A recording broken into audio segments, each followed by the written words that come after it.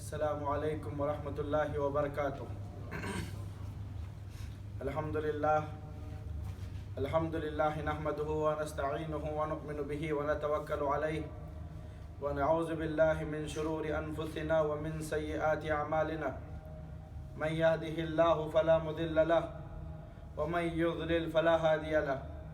واشهد ان لا الہ الا اللہ وحدہ لا شریک له وأشهد أن محمدا عبده ورسوله أرسله بالحق بشيرا ونذيرا أما بعد فإن خير الحديث كتاب الله وخير الهدي هدي محمد صلى الله عليه وآله وسلم وشر الأمور محدثاتها وكل محدثة بدعة وكل بدعة ضلالة وكل ضلالة في النار۔ اعوذ باللہ من الشیطان الرجیم، بسم اللہ الرحمن الرحیم۔ یا ایہا الذین آمنوا اتقوا اللہ حق تقاتہ ولا تموتن الا وانتم مسلمون۔ یا ایہا الناس اتقوا ربکم الذی خلقکم من نفس واحدہ وخلق منها زوجها وبث منہما رجالا کثیرا ونساء واتقوا اللہ الذی تساءلون به والارحام ان اللہ کان علیکم رقیبا۔ یا ایہا الذین آمنوا قولوا قولا سدیدا یصلح لکم اعمالکم ویغفر لکم ذنوبکم ومن یطع اللہ ورسولہ فقد فاز فوزا عظیما۔ محترم حاضرین جمعہ، عزیز ساتھیوں، نوجوان دوستوں، بزرگوں اور بھائیوں اور امت کے نونہال بچوں، تمام قسم کی تعریف، بڑائی، عظمت و کبریائی اس اللہ وحدہ لا شریک کے لیے ہے جو ہم سب کا خالق و مالک ہے۔ بعدہ درود و صلوات کا نزول ہو تمام انبیاء پر، خصوصاً ذات مقدسہ مطہرہ مبرکہ پر جن کا نام اسم گرامی جناب عربی شفیع المذنبین خاتم المرسلین محمد رسول اللہ صلی اللہ علیہ وآلہ وسلم ہے۔ عزیز ساتھیوں، آج کے اس خطبہ جمعہ میں اللہ تبارک و تعالیٰ کے فضل سے اور اس کی توفیق سے جس موضوع کو لے کر کے ہم آپ کے سامنے آئے ہیں وہ ہے اعمال صالحہ کے لیے جلدی کرنا، نیکی کے کاموں میں سبقت لے جانا۔ برادران اسلام، یہ زندگی اللہ تبارک و تعالیٰ کی عطا کردہ ایک عظیم نعمت ہے۔ اس زندگی کا اللہ تبارک و تعالیٰ نے موت کے ذریعے خاتمہ رکھا ہے۔ یہ موت اور زندگی اللہ تبارک و تعالیٰ نے ایک خاص حکمت اور ایک خاص کام کے لیے پیدا فرمایا ہے، جس کا تذکرہ اللہ تبارک و تعالیٰ 29ویں پارے کی پہلی سورہ ملک میں فرماتا ہے، تبارک الذی بیدہ الملک وہو علی کل شیء قدیر۔ بابرکت ہے وہ ذات جس کے ہاتھ میں ملک ہے، جس کے ہاتھ میں بادشاہت ہے۔ الذی خلق الموت والحیاۃ لیبلوکم ایکم احسن عملا۔ جس نے موت اور زندگی کو پیدا فرمایا اس مقصد کے تحت، اس حکمت کے تحت کہ تمہیں آزمائے کہ تم میں کون سب سے زیادہ اچھا عمل کرنے والا ہے، کون سب سے زیادہ بہتر عمل کرنے والا ہے۔ عزیز ساتھیوں، یہ موت اور زندگی در حقیقت اللہ تبارک و تعالیٰ کی جانب سے ایک بڑی آزمائش ہے۔ رب ذوالجلال نے قرآن پاک کی سورۃ العصر میں مسلمانوں کو یا بنی نوع انسانیت کو بڑی تاکیدی انداز میں فرمایا، والعصر، قسم ہے زمانے کی، ان الانسان لفی خسر، یقیناً سارے کے سارے انسان، یقیناً سارے کے سارے انسان بغیر کسی شک و شبے کے خسارہ اٹھانے والے ہیں، نقصان میں ہیں، الا الذین آمنوا وعملوا الصالحات، سوائے ان لوگوں کے جن لوگوں نے ایمان لایا اور عمل صالح کرتے رہے، وہ نقصان اٹھانے والے نہیں ہیں۔ وَتَوَاصَوْا بِالْحَقِّ وَتَوَاصَوْا بِالصَّبْرِ، اور آپس میں ایک دوسرے کو حق کی اور صبر کی وصیت کرتے رہیں گے۔ ایسے لوگ نقصان اٹھانے والے نہیں۔ اور ایک دوسرے مقام پر سورۃ التین میں اللہ تبارک و تعالیٰ فرماتا ہے، لَقَدْ خَلَقْنَا الْإِنسَانَ فِي أَحْسَنِ تَقْوِيمٍ، ہم نے انسان کو بڑے بہترین انداز میں پیدا فرمایا ہے۔ پھر اللہ نے فرمایا ثُمَّ رَدَدْنَاهُ أَسْفَلَ السَّافِلِينَ، پھر ہم نے اسے انتہائی گہری کھائی میں ڈال دیا، إِلَّا الَّذِينَ آمَنُوا وَعَمِلُوا الصَّالِحَاتِ، سوائے ان لوگوں کے جو ایمان لائے اور عمل صالح کرتے رہے۔ الغرض، انسان کو یہ بات اچھی طرح جان لینی چاہیے کہ یہ زندگی، جو زندگی اللہ تبارک و تعالیٰ نے ہمیں عطا فرمائی ہے، حقیقت میں یہ ایک موقع ہے، حقیقت میں یہ ایک موقع ہے کہ ہم اس زندگی میں اپنی آخرت کو بنا لیں، اللہ کو راضی کر لیں، اس مختصر سی زندگی میں جلد از جلد اچھے کام کی طرف راغب ہو جائیں، اعمال صالحہ بڑھ چڑھ کر کے کریں۔ اگر یہ سوچتے رہے کہ یہ اچھے کام، یہ اعمال صالحہ کل کریں گے، بعد میں کریں گے، آج انسان کی یہ فطرت بنی ہوئی ہے، یہ سوچ بنی ہوئی ہے کہ اچھے کام کل کریں گے، بعد میں کریں گے، کچھ سالوں کے بعد کریں گے۔ انہیں اس بات کا علم ہونا چاہیے کہ آج کے کام کو کل پر ٹالنا، آج کے کام کو کل پر ٹالنا یہ بہت بڑی نادانی ہے، یہ بہت بڑی نادانی ہے۔ ہماری یہی غفلت ہمیں ایک دن ندامت اور شرمندگی کا باعث بننے والی ہے۔ قتادہ بن ابی الجلد فرماتے ہیں کہ ان سوف جند من جنود ابلیس، اس حدیث کو غور سے سنیں، فرماتے ہیں اس بات کو غور سے سنیں کہ ان سوف جند من جنود ابلیس، کچھ دیر کے بعد کروں گا، کچھ دنوں کے بعد کروں گا۔ اس طرح کی سوچ رکھنا، یہ سوچ جو ہے انسان کی، یہ سوچ ابلیس کے فوجوں میں سے ایک فوج ہے، ابلیس کے فوجوں میں سے ایک فوج ہے جو انسان پر مسلط ہو کر کے اس کے وقت کو ضائع، تباہ و برباد کر دیتی ہے۔ اسی لیے اللہ تبارک و تعالیٰ نے نیکی کے کاموں میں جلدی کرنے، اعمال صالحہ کے کرنے میں سبقت لے جانے، اچھے کام کرنے کے لیے دوڑ لگانے کا حکم عطا فرمایا ہے۔ سورہ آل عمران کی آیت نمبر 133 ہے، جس میں اللہ تبارک و تعالیٰ فرماتا ہے وَسَارِعُوا وَسَارِعُوا إِلَى مَغْفِرَةٍ مِّن رَّبِّكُمْ وَجَنَّةٍ عَرْضُهَا السَّمَاوَاتُ وَالْأَرْضُ أُعِدَّتْ لِلْمُتَّقِينَ، اللہ تعالیٰ فرماتا ہے وَسَارِعُوا إِلَى مَغْفِرَةٍ مِّن رَّبِّكُمْ، اپنے رب کی مغفرت کی طرف دوڑتے ہوئے آؤ، جلدی اپنے رب کی مغفرت کی طرف دوڑتے ہوئے آؤ یا دوڑ لگاؤ۔ وَجَنَّةٍ عَرْضُهَا السَّمَاوَاتُ وَالْأَرْضُ، اور جنت کی طرف بھی دوڑ لگاؤ، اور وہ جنت جس کی کشادگی آسمانوں اور زمینوں سے بھی بہت زیادہ ہے. اعدت للمتقین، اور یہ جنت اللہ تبارک و تعالیٰ نے متقیوں کے لیے تیار کر رکھا ہے. برادران اسلام، سورہ حدید کی آیت نمبر 21 میں اللہ تعالیٰ فرماتا ہے وَسَابِقُوا إِلَىٰ مَغْفِرَةٍ مِّن رَبِّكُمْ، لوگو اللہ تبارک و تعالیٰ کی مغفرت کی طرف سبقت کر جاؤ، مسابقہ کرو، کمپٹیشن کرو، دوڑتے ہوئے آؤ اللہ تبارک و تعالیٰ کی مغفرت کی طرف، تیزی کے ساتھ آؤ. تو انسان کی یہ سوچ کہ اگلے سال کروں گا، کچھ دنوں کے بعد کروں گا، اگلے سال سے نماز پڑھنا شروع کروں گا، شادی کے بعد سے داڑھی چھوڑوں گا، اب تو جوان ہوں، ہٹا کٹا ہوں، بڑھاپے کو پہنچوں گا تو حج کروں گا، حج کے بعد سدھر جاؤں گا، یہ میرا بزنس سیٹ ہو جائے، تجارت سیٹ ہو جائے، اس کے بعد سود کو چھوڑ دوں گا. اس طرح کی سوچ رکھنا، یہ جو تصویف ہے، کچھ مدت کو اپنے لیے خاص کر لینا، یہ چیز انسان کو ہلاکت، تباہی اور بربادی کی طرف لے جانے والی ہے. برادران اسلام، امام حسن بصری رحمت اللہ علیہ فرماتے ہیں ایاک والتصویف، ایسی سوچ سے بچو کہ یہ کام بعد میں کریں گے، اس کام کو بعد میں انجام دیا جائے گا. فَإِنَّكَ بِيَوْمِكَ لَسْتَ بِغَدَاكَ، کیونکہ جو وقت تم جی رہے ہو یہ وقت تمہارا ہے،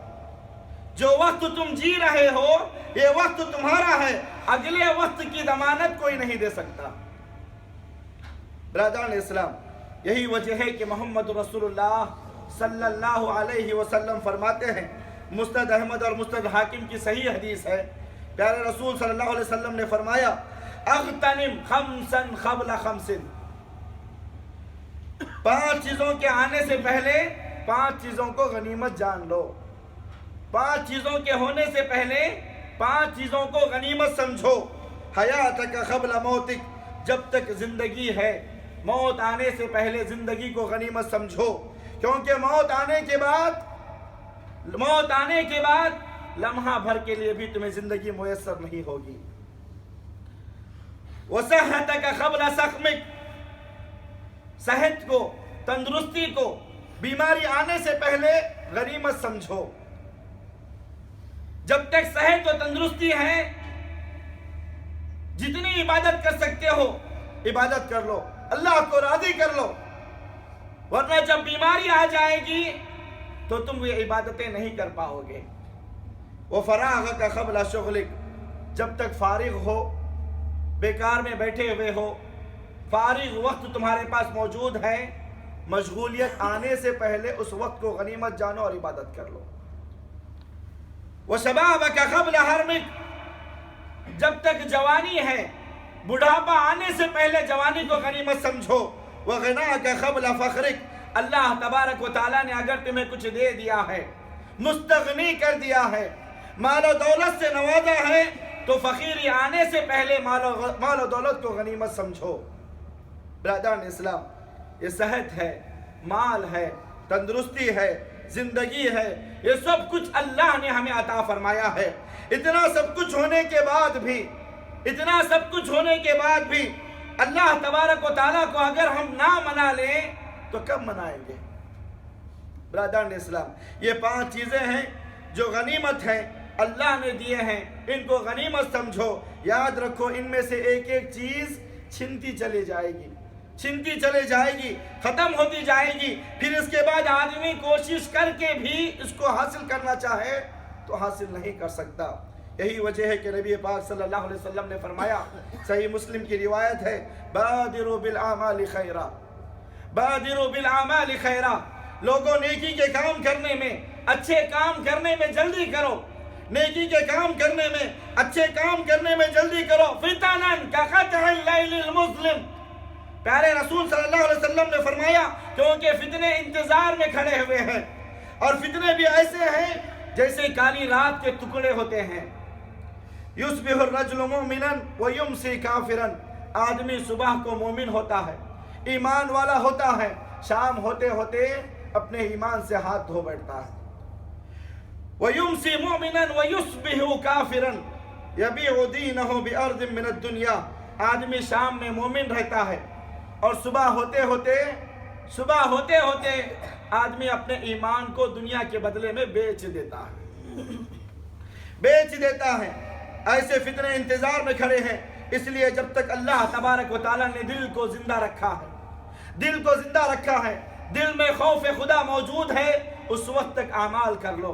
اچھے کاموں میں سبقت کر جاؤ اور فتنوں سے اپنے آپ کی حفاظت کر لو۔ اسی طرح اللہ تبارک و تعالیٰ نے ہم تمام کو نیکیوں میں سبقت لے جانے، نیکی کے کاموں میں جلدی کرنے کا حکم دیتے ہوئے فرمایا۔ سورہ منافقون کی آخری آیتیں ہیں، اللہ تبارک و تعالیٰ فرماتا ہے یا ایھا الذین آمنوا لا تلہکم اموالکم ولا اولادکم عن ذکر اللہ۔ اے ایمان والو، اللہ تبارک و تعالیٰ مومنوں سے مخاطب ہوتے ہوئے فرما رہا ہے یا ایھا الذین آمنوا، اے ایمان والو، لا تلہکم اموالکم ولا اولادکم، کہیں ایسا نہ ہو کہ تمہارا مال، تمہاری اولاد تمہیں اللہ کے ذکر سے غافل نہ کر دے۔ وَمَن يَفْعَلْ ذَلِكَ فَأُولَٰئِكَ هُمُ الْخَاسِرُونَ، جو ایسا کریں گے حقیقت میں وہی لوگ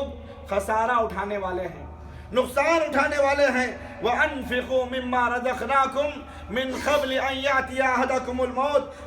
اور خرچ کرو، وَأَنفِقُوا، اور خرچ کرو ان چیزوں میں سے جن چیزوں کو اللہ تبارک و تعالیٰ نے تمہیں بطور رزق عطا فرمایا ہے، بطور رزق عطا فرمایا ہے، اس کو اللہ کی راہ میں خرچ کرو۔ من قبل ان یاتی احدکم الموت، کیونکہ جب موت آئے گی تو اچانک آئے گی، بول کر کے نہیں آئے گی، دستک دے کر کے نہیں آئے گی، موت اچانک آئے گی، لمحے بھر کے لیے بھی تمہیں وقت نہیں دیا جائے گا۔ اس کے بعد آدمی جب موت آ جائے گی، آدمی سوچتا رہے گا کہ میں کچھ کروں، فیقول ربی لولا اخرتنی الی اجل قریب، اپنے آنکھوں کے سامنے انسان موت کو دیکھ کر کے اللہ سے فریاد کرے گا، اے اللہ کاش کہ تم مجھے کچھ اور وقت دے دیتا، میں تیری راہ میں خرچہ، میں تیری راہ میں اپنی دولت کو صرف کرتا، صدقہ و خیرات کرتا، اعمال صالحہ کرتا، وَأَكُن مِّنَ الصَّالِحِينَ، اور صالحین میں سے ہو جاتا، تیرے نیک بندوں میں سے ہو جاتا۔ اے اللہ کاش کہ تم مجھے تھوڑا سا وقت دیا ہوتا۔ اللہ تبارک و تعالیٰ فرماتا ہے وَلَن يُوَقِّرَ اللَّهُ نَفْسًا إِذَا جَاءَ أَجَلُهَا وَاللَّهُ قَبِيرٌ بِمَا تَعْمَلُونَ، اللہ فرماتے ہیں کہ جب موت آ جائے گی تو اللہ تبارک و تعالیٰ کسی کو بھی ذرہ برابر بھی مہلت نہیں دے گا، ذرہ برابر بھی مہلت نہیں دے گا۔ واللہ بما تعملون خبیر، اور اللہ تبارک و تعالیٰ کو معلوم ہے کہ کون کیا عمل کرنے والا ہے۔ برادران اسلام، اللہ نے ڈرایا ہے، اللہ نے خوف دلایا ہے کہ جو زندگی اللہ تبارک و تعالیٰ نے ہمیں عطا کی ہے، اس زندگی کو اسی زندگی میں اللہ تبارک و تعالیٰ کو منانا ہے، اسی زندگی میں اللہ تبارک و تعالیٰ کو منانے کی کوشش کرے، نیکیوں کے کام کو انجام دے، کیونکہ موت آنے کے بعد تھوڑی دیر کے لیے بھی مہلت نہیں دی جائے گی۔ اللہ تبارک و تعالیٰ فرماتا ہے فَإِذَا جَاءَ أَجَلُهُمْ لَا يَسْتَأْخِرُونَ سَاعَةً وَلَا يَسْتَقْدِمُونَ، جب انسان کو موت آتی ہے، جب موت کی مقررہ گھڑی آ جاتی ہے تو ایک لمحے کے لیے بھی نہ تو آگے کیا جاتا ہے نہ تو پیچھے کیا جاتا ہے۔ برادران اسلام، موت مقرر ہے، موت مقرر ہے، ہماری سانسیں گنی ہوئی ہیں، ہمارا رزق مقدر ہے، اس کے آنے سے پہلے ہمیں اپنی آخرت کی تیاری کر لینا ہے، ہمیں اپنے رب کو منانا ہے، ہمیں اللہ کو راضی کر لینا ہے، ہمیں وہ راہ اختیار کر لینا ہے جس راہ پر چل کر کے ہم جنت کے مستحق بن سکتے ہیں،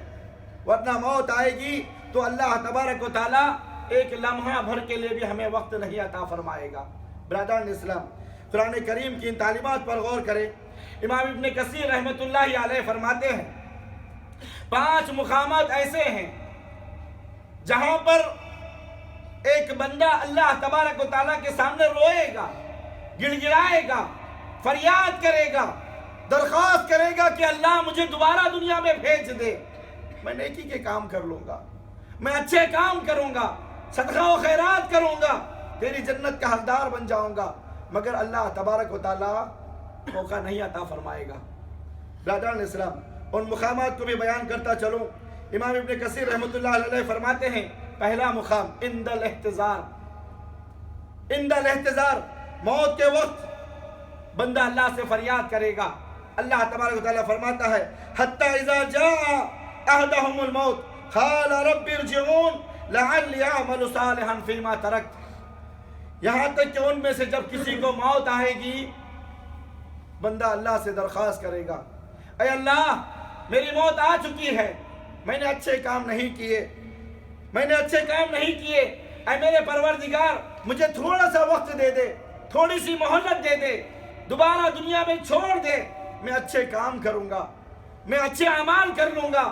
جو کچھ چھوڑ کر کے آیا ہوں سارا تیری راہ میں صدقہ و خیرات کروں گا، مگر اللہ مہلت نہیں دے گا۔ دوسرا وقت جب خبروں سے اٹھایا جائے گا وہ یوم النشور۔ تیسرا وقت وہ وقت العرض علی الجبار، قیامت کے دن جب رب ذوالجلال کے سامنے حاضر ہوں گے، اللہ تبارک و تعالیٰ کے سامنے جب پیش کیے جائیں گے، اللہ سے بندے درخواست کریں گے۔ سورہ اعراف کی آیت نمبر 53 ہے جس میں اللہ تعالیٰ فرماتا ہے یوم یأتی تاویلہ یقول الذین نسوہ من قبل قد جاءت رسول ربنا بالحق فهل لنا من شفعاء فیشفعوا لنا او نرد فنعمل غیر الذی كنا نعمل۔ اللہ تعالیٰ فرماتا ہے جب قیامت کا دن ہوگا، مجرمین اللہ تبارک و تعالیٰ کے سامنے پیش کیے جائیں گے، وہ لوگ جنہوں نے اللہ تبارک و تعالیٰ کے وعدوں کا انکار کیا ہوگا، جنہوں نے اللہ کے نبیوں کی تکذیب کی ہوگی، کہیں گے کہ کیا کوئی حق ہے جو اللہ کے سامنے ہماری سفارش کر دے اور ہمیں جنت میں داخل کرا دے، یا پھر ایسا راستہ بتائیں جس میں ہمیں تھوڑی سی مہلت دی جائے اور ہم دنیا میں جا کر کے وہ کام کریں جن کاموں کو ہم نے نہیں کیا ہے، مگر اللہ تبارک و تعالیٰ مہلت نہیں دے گا۔ پھر فرماتے ہیں وَحِينَ يُعْرَضُونَ عَلَى النَّارِ، جب جہنم دکھائی جائے گی اس وقت بھی اللہ سے درخواست کریں گے۔ سورہ شعراء کی آیت نمبر 44 ہے، اللہ تعالیٰ فرماتا ہے وَتَرَى الظَّالِمِينَ لَمَّا رَأَوُا الْعَذَابَ يَقُولُونَ هَلْ إِلَى مَرَدٍ مِّن سَبِيلٍ، جب مجرمین جہنمی لوگ اپنے آنکھوں کے سامنے جہنم کو دیکھیں گے، اللہ تبارک و تعالیٰ سے فریاد کریں گے، فَهَلْ إِلَى مَرَدٍ مِّن سَبِيلٍ، کہ اللہ کا کوئی راستہ ہے جس راستے پر چل کر کے ہم تو واپس دنیا میں جائیں اور وہ اعمال صالحہ کریں جن اعمال کو ہم نے نہیں کیا، مگر اللہ تبارک و تعالیٰ مہلت نہیں دے گا۔ پانچواں مقام جہاں پر لوگ اللہ سے فریاد کریں گے، اللہ تعالیٰ فرماتا ہے وَهُمْ فِي غَمْرَاتٍ مِّنْ عَذَابِ الْجَحِيمِ، جب اللہ تبارک و تعالیٰ جہنم میں جھونکے گا، جب اللہ تبارک و تعالیٰ جہنم میں داخل کرے گا، اس وقت روئیں گے، گڑ گڑائیں گے، اللہ کے سامنے چیخیں ماریں گے، دھاڑے ماریں گے، چلائیں گے، اللہ تبارک و تعالیٰ سے کہیں گے۔ سورہ فاطر کی آیت نمبر 37 ہے جس میں اللہ تعالیٰ فرماتا ہے وَهُمْ يَسْتَرِقُونَ فِيهَا رَبَّنَا أَخْرِجْنَا نَعْمَلْ صَالِحًا غَيْرَ الَّذِي كُنَّا نَعْمَلُ، وہ جہنم میں چلائیں گے اے اللہ ہمیں جہنم سے نکال دے، ہمیں دنیا میں واپس بھیج دے، ہم وہ اعمال کر کر کے آئیں گے جن اعمال کو ہم نے نہیں کیا۔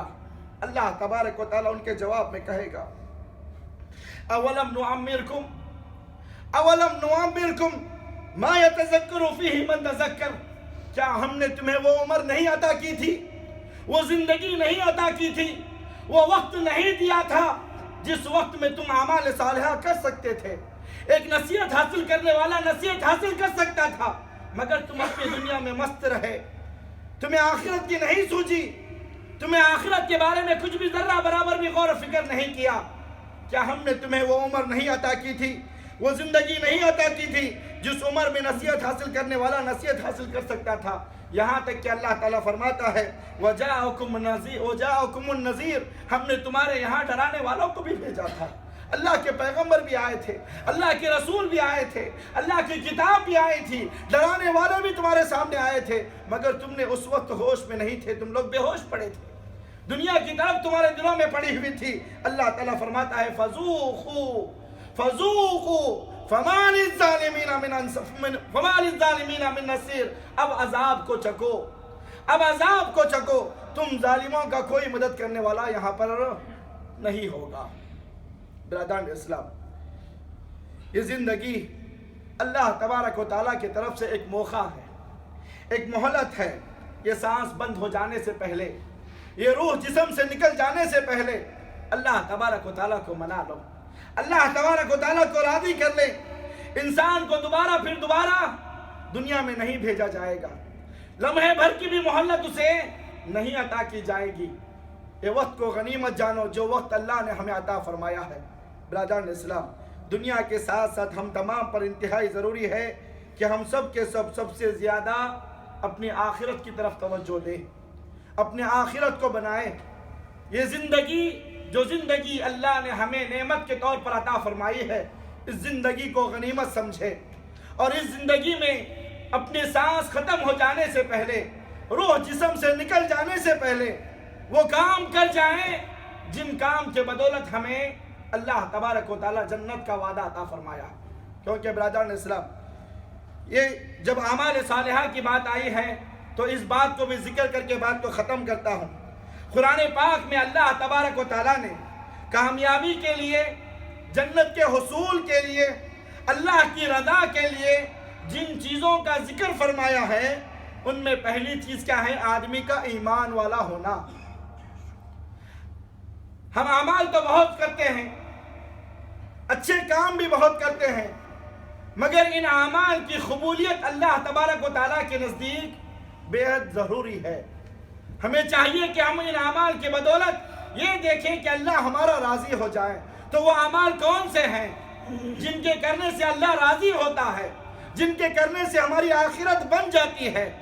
کیا ہر عمل اللہ تبارک و تعالیٰ قبول فرماتا ہے؟ تو برادران اسلام، ہر عمل کے قبولیت کے لیے 3 شرطوں کا پایا ہونا ضروری ہے۔ ہر عمل کو،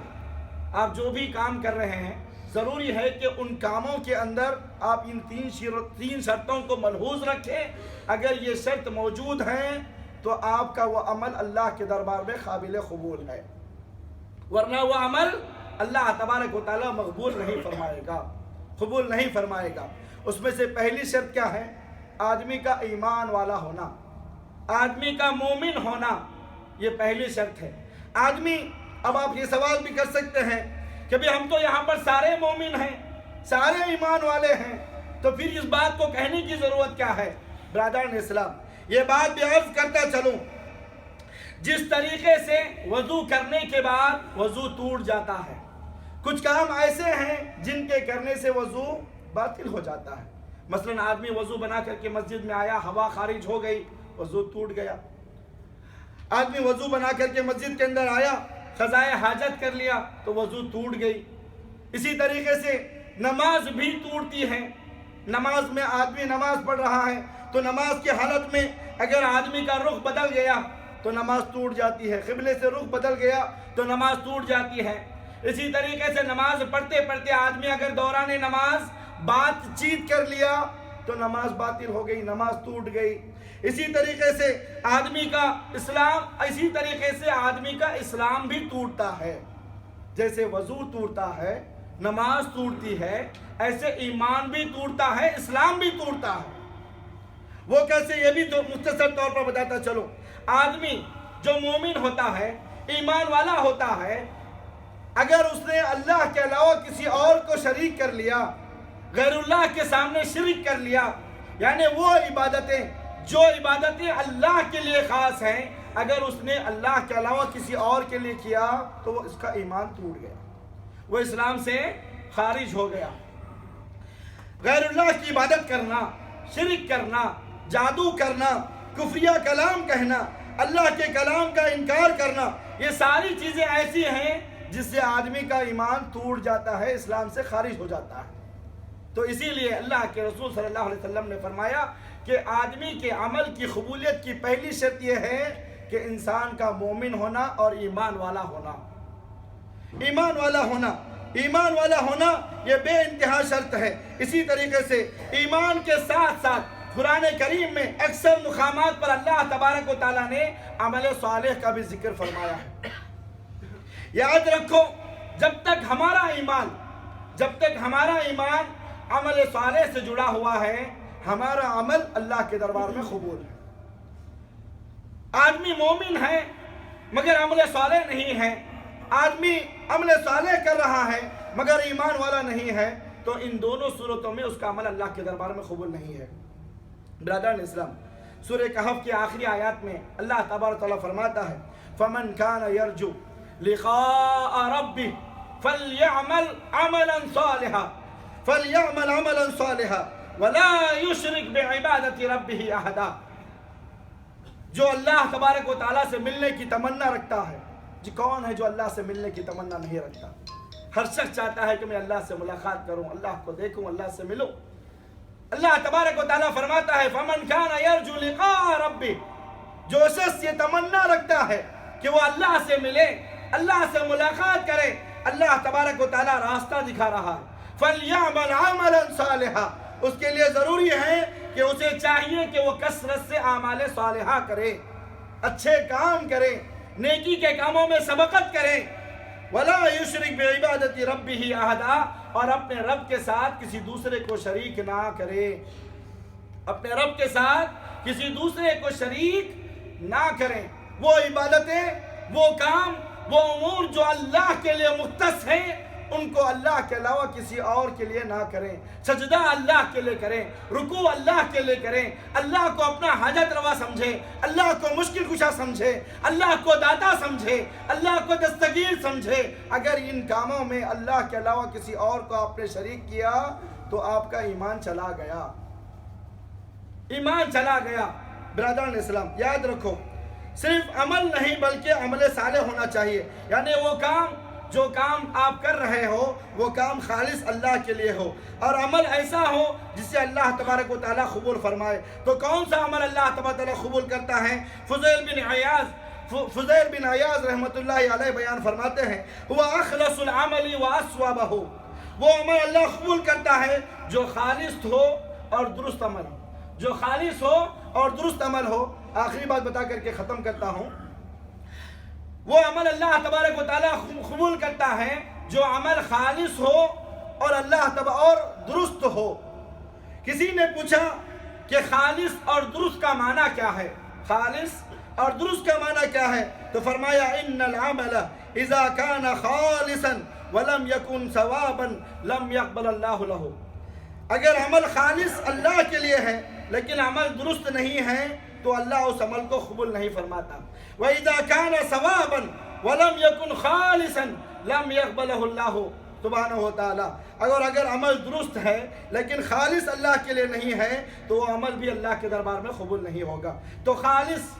خالص کا مطلب یہ ہے کہ اللہ کے رسول صلی اللہ علیہ وسلم فرماتے ہیں، صحیح مسلم کی روایت ہے، خود اللہ تبارک و تعالیٰ فرماتا ہے، حدیث قدسی آتی ہے، اللہ تبارک و تعالیٰ نے فرمایا قال اللہ تبارک و تعالیٰ انا اغنى الشركاء عن الشرك من عمل عملا اشرك فيه معي غيري تركته وشركه۔ اللہ تبارک و تعالیٰ فرماتا ہے آدمی کوئی بھی عمل کرے، کوئی بھی کام کرے، نماز پڑھے، روزہ رکھے یا پھر قربانی دے، نذر و نیاز کرے، منتیں مانگے، حاجت کرے، حاجت اپنی پیش کریں، دعائیں پیش کریں، یہ سارے چیزیں اللہ تبارک و تعالیٰ کے علاوہ کسی اور کو اس میں شریک نہ کریں۔ اگر آدمی اللہ کے علاوہ کسی اور کو شریک کرے گا تو وہ عمل خالص نہیں کہلائے گا، وہ عمل خالص اللہ کے لیے نہیں کہلائے گا۔ تو ایسے عمل کے تعلق سے اللہ تعالیٰ فرماتا ہے میں اس کے عمل کو بھی چھوڑ دیتا ہوں اور اس کے شرک کو بھی چھوڑ دیتا ہوں۔ اسی طریقے سے عمل کا درست ہونا والصالح، دوسری شرط عمل کا درست ہونا۔ درست ہونے کا مطلب یہ ہے کہ وہ عمل اللہ کے رسول صلی اللہ علیہ وسلم کے بتائے ہوئے طریقے کے مطابق ہو، اس کو اللہ کے نبی نے کیا ہو، کر کے بتایا ہو یا کرنے کا حکم دیا ہو، یا کسی صحابی نے کیا ہو اور اللہ کے نبی نے اس پر خاموشی اختیار کیا ہو، وہ عمل سنت کے حساب سے ہو، احادیث مبارکہ کے حساب سے ہو تو عمل اللہ قبول فرمائے گا۔ اللہ قرآن مجید میں فرماتا ہے وَمَن يُشَاقِقِ الرَّسُولَ مِن بَعْدِ مَا تَبَيَّنَ لَهُ الْهُدَى وَيَتَّبِعْ غَيْرَ سَبِيلِ الْمُؤْمِنِينَ نُوَلِّهِ مَا تَوَلَّى وَنُصْلِهِ جَهَنَّمَ وَسَاءَتْ مَصِيرًا۔ اللہ تبارک و تعالیٰ سورہ نساء کی آیت نمبر 115 میں فرماتا ہے جو لوگ اللہ کے رسول صلی اللہ علیہ وسلم کے حکم کی خلاف ورزی کریں گے، دین میں اپنی منمانی کریں گے، اللہ کے نبی کے حکم کے خلاف کریں گے، اللہ تعالیٰ فرماتا ہے نُوَلِّهِ مَا تَوَلَّى، ہم اس کو عذر ہی پھیر دیتے ہیں جہاں سے وہ متوجہ ہوا ہے، وہ نصلہ جہنم، اور اس کا ٹھکانہ جہنم میں بناتے ہیں، وساءت مصیرا، اور تم جانتے ہو کہ جہنم بہت برا ٹھکانہ ہے۔ اور پیارے رسول صلی اللہ علیہ وسلم نے فرمایا، ام المومنین حضرت عائشہ صدیقہ رضی اللہ تعالیٰ عنہ فرماتی ہیں، بخاری اور مسلم کی روایت ہے، من عمل عملا لیس علیہ امرنا فہو رد، کوئی بھی